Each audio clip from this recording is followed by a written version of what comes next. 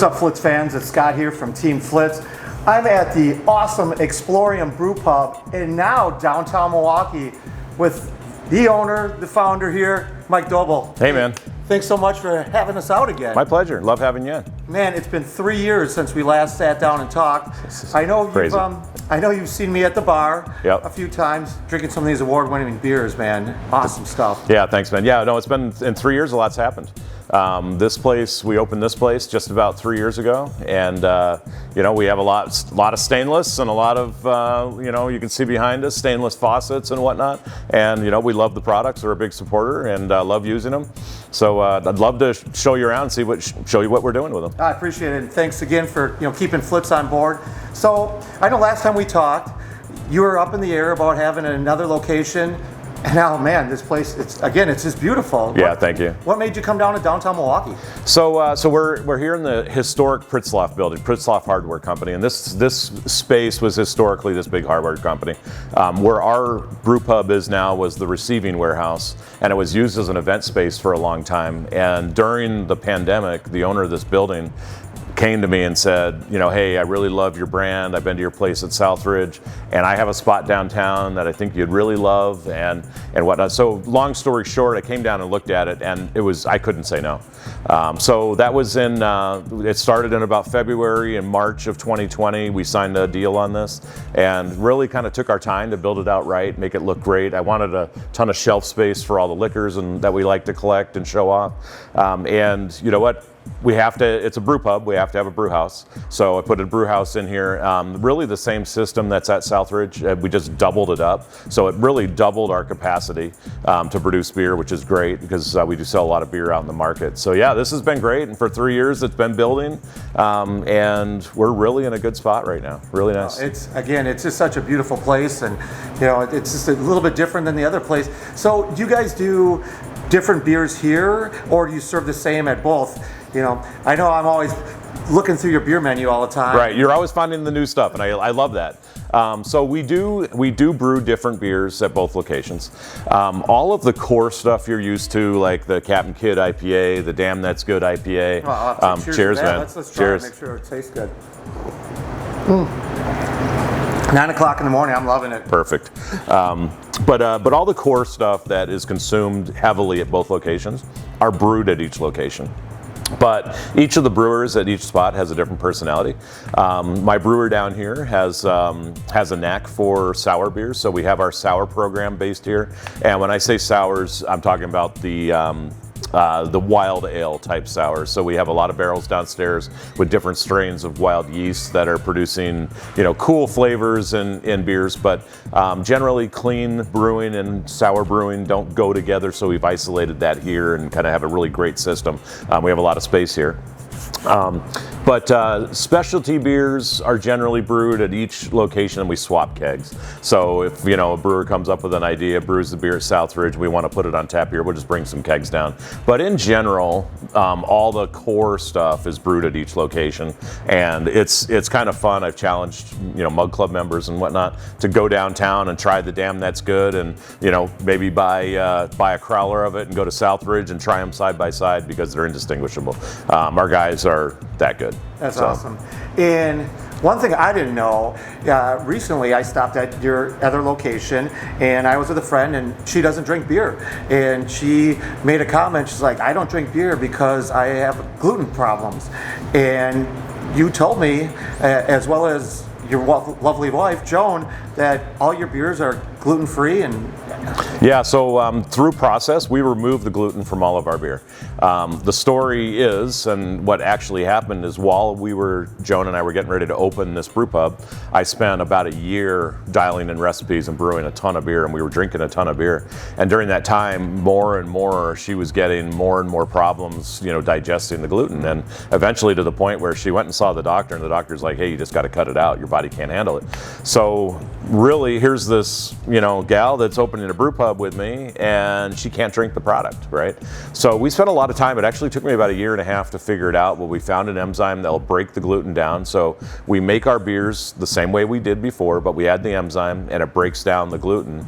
And now people that have gluten issues can drink our beer. I mean, we, across the board, all of our beers, seltzers, everything we make does have the gluten removed, and Joan can drink the beer freely without any issues. I have friends who are celiac who drink our beer without issue. So it's great. It's kind of fun because we don't put that out front. We don't advertise that up front, but usually if somebody mentions something like your friend, we let them know, hey, maybe you should try it. Try a little bit and see if you might be sensitive. But most people find out that they can drink our beer. And one thing about me is I'm always love trying the different beers. I'm sort of a beer snob that way, and I would have never guessed until you told me. Yeah. And I've told other people, and they're like, really? Wow, I never knew. And that friend I know has been back now to your location multiple times. That's awesome. So and that was always our goal, to be able to open it up for people to try it, but the regular beer snobs like yourself, not to notice the difference. And that's the amazing thing about adding the enzyme during fermentation, is that it doesn't change the flavor of the beer. But one thing you will notice, you won't get as bloated drinking our beer as you will at other places that don't remove the gluten. I feel a lot of bloat when I drink a lot of beer, but I don't get the same when I drink a lot of my own beer. So that's good. I'll probably have about 4 or 5 here before I leave it, so I won't be bloated. Cheers to that. Yeah. So coming back to your place, you got a lot more stuff being in the open area. I want to show you a new product that we came out with. It's a ceramic product. Oh, nice. That will seal and protect. And I know your other location, a lot of stuff is behind the walls. Where this being in open air, I'm sure you get a little more dust.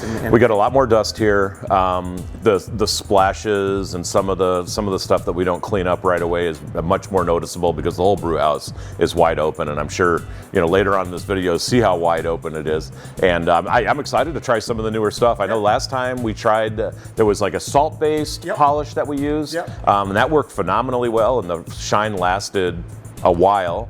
But I'm excited to see the new stuff. Yeah, we did the metal pre-cleaner, and you got all those drip marks on the tanks and being so hot, and we cleaned that off, and then we did a little of the polish on there too, and we'll do a little bit more with the polish and clean up a couple spots that's more visible to the eye of your customers. The other thing I just wanted to go back to, we're in October right now, and I was thinking, so what else is new coming up? Any new beers or anything for us? We have our whole series of Milwaukee County Stouts that are coming out, and that's kind of our focus this time of year. Our Gourdland is our seasonal pumpkin ale that is out right now, and it's selling super fast. We only made a limited amount, so now we're focused on Milwaukee County Stout. So over the next 3 to 4 weeks, my brewer is going to be super busy getting our Milwaukee County Stout out of barrels, cold and carbonated, into cans, and then we do our big Black Friday release every year of that beer, and super popular. You got to show up early to get it, and it's a lot of fun. We have a good party, and we'll walk around giving people coffee and donuts, and that's a lot of fun. Yeah, if you haven't tried this beer before, it's a bigger, bolder beer, and with these Wisconsin winters, you need something a little bit warmer in your system. That's definitely one of them. So before we end up here and we take our walk around, I got to ask you one question. Is there going to be Explorium number 3? There's a distinct possibility that'll happen. I got to build up the energy and time for that. It's a lot of work to get one of these off the ground, and but I'm always looking. If the right opportunity came along, I'd definitely jump on it. Sounds good. Well, let's hit the floor and clean up some stuff. Cheers, man. Cheers. Good to catch up. Thanks. So one of our biggest problems is these refrigerated draft lines. When it gets really humid in here, it beads up sweat, right? So then it gathers dust and then it leaves spots. And so now when it's dry, it's just kind of dusty and looks. So every morning we're having to come in here, repolish and re-clean them. So you have a solution. I got Jan, my draft tech, and hey, Jan. Good morning. Hey, nice meeting you. Good to meet you. So I'd love to see what it can do. Sure. So since it sounds like you're the guy that's going to be doing this, most likely. I'll give you a little quick demo on it, and I'll let you give it a try. I'll do this side, you do that side. How does that sound? Perfect. So this is our stainless steel cleaner. It's a water-based cleaner to greaser. The one thing that makes this a little bit unique is it's being water-based. A lot of the products that are out there on the market today are oil-based, and what Mike was just saying, this collects so much dust and dirt. Obviously, if you have oil in it, it's going to cling to it even more. This product won't do that at all. So, show you real fast is take a little bit of this. It's all eco, green friendly. Spray it right on. Grab yourself a microfiber and watch this. Within seconds, Outstanding. all those drip marks that we saw and that dust and dirt and grime, gone, just that quick. With just a few quick, easy swipes. Now, once we got this done, I want you to feel this, Jan. You can see Okay. it feels clean, Yeah. I guess, compared to the other side. Absolutely. The one thing that, when you do that too, you don't notice any fingerprints at all, because again, it's a water-based product, it's not oil-based product, so you don't have to worry about that. Or, you know, when the people are working here, anything splashes up, it comes off a lot easier. Next step, we make another product called stainless steel polish and protectant. What this product will do for you is it'll keep that showroom shine and that luster, but what it also does is protects it against water spotting and fingerprints even more Okay. so than what the cleaner will. So again, quick and easy, spray a little bit on. Don't have to let this set up or dry, and just buff it right in and buff it right off. Now, once you got this done, I want you to feel that. Oh, night and day difference. Super Even from the slippery and beginning. slick. Absolutely. Makes it a lot easier for cleaning and maintenance. And the one thing with this product is it lasts up to 3 months. So obviously this is a working tap room. It might not work for 3 months, but you know, at least give you a good month or so off of it. So, Absolutely. but I'll let you do the rest, and we'll see how it goes for you.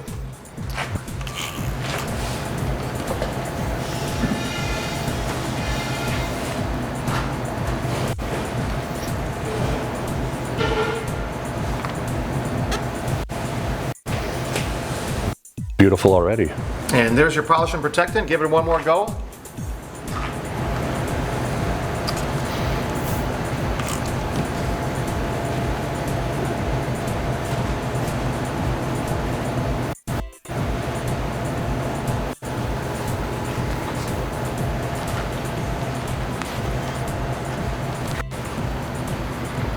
So what do you think? Literally, it just took a couple seconds. Do you think the guys will be able to do this, and gals, quick enough and easy enough? For a night and day difference, absolutely. So we'll keep going on this and keep walking around here and see what else we can clean up.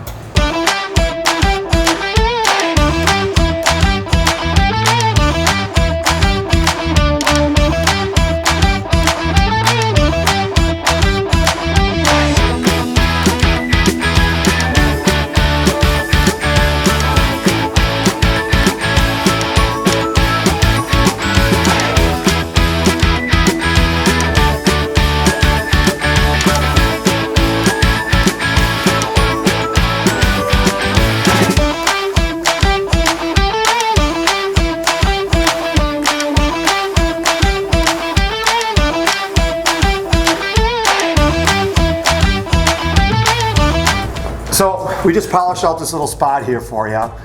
Give you a quick idea what the polish does. I know you've seen it before, but the product I was talking about is a newer product for us. It's a ceramic coating. Okay. And with everything, you know, being in the open like it is here right now, I think this is really going to help you out. Cut down on the dust and the dirt and keep it nice and shiny like this. So it's a really quick, easy product. All you want to do, take a little bit of it, do a quick little mist. And I'm going to do half and half, and I'll let you see if you notice a difference at all. But take this and just buff it in. Again, literally it just takes seconds to do, and just buff it right off. But what I want you to do is feel that and feel this area once. Oh wow. No, Yeah, it's that's like I can feel the drag on here, and this is just slick.